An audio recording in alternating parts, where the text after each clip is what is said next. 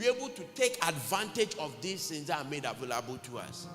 My prayer for somebody here is that the Spirit will begin to work in you. You will begin to have an advantage over the world by the Spirit at work in your life. Otherwise, we can talk about all the gifts. We can talk about all the avenues of blessing. We can talk about all the promises, but we will not be ready to receive from Him. The Lord impressed in my spirit this week that we are in the Gehazi. Do you know Gehazi? We are in the Gehazi generation.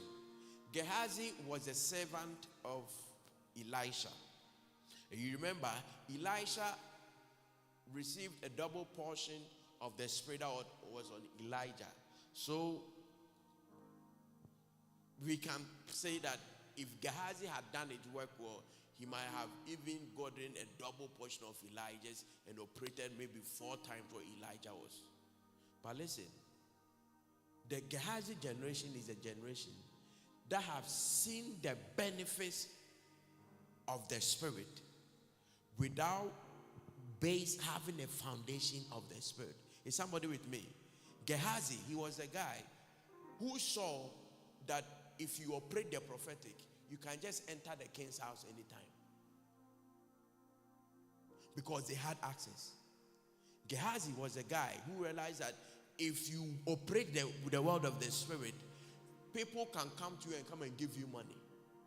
He saw it. He saw the miracle. The Gehazi generation is in a hurry to go. Last week I said, don't be in a hurry to go. Don't be in a hurry to move. The Gehazi generation have seen the benefits. Elisha went to this woman who was offering them, hospitality. And then one of the things Elisha asked the woman is that, ask the woman if she needs an audience with the king. Do you know what that means? He could just wake up and go into Buckingham Palace. No appointment. That was how Gehazi grew. He saw the benefits of the Spirit, but he didn't have a foundation in the Spirit. There are two different things. That is where we are now as the church. You see a prophet, all he's thinking about is his suit. All he's thinking about is how he's going to come to the program in a Range Rover and they'll take photos and put on social media. All he's thinking about is his watch. But you see, 40 years ago, when our fathers entered the ministry, if your daughter was going to marry a pastor, they will be crying. Because there was no dignity in it. When you sign up to the ministry, you are signing up for poverty. But over the years, things have changed. So now, people want to enter the ministry. It is attractive now. Don't you realize that there is a foundation of the Spirit? Before you see the benefits of the Spirit, there must first be a foundation in the Spirit. The Gehazi generation saw the dead raised.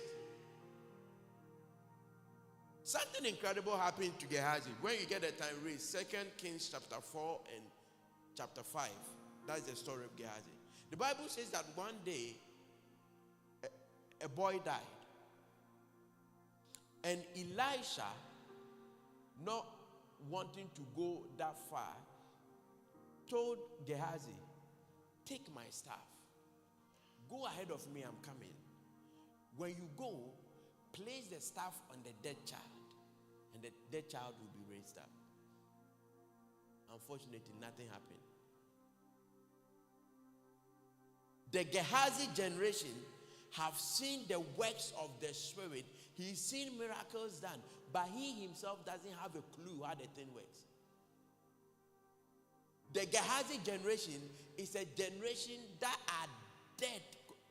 It's like using plastic to connect electricity. It doesn't work. The Bible has said that when we become born again, there is a place where we are mingled with the Spirit. But the Gehazi generation is like, it's not a conductor. The Gehazi generation cannot conduct the Spirit.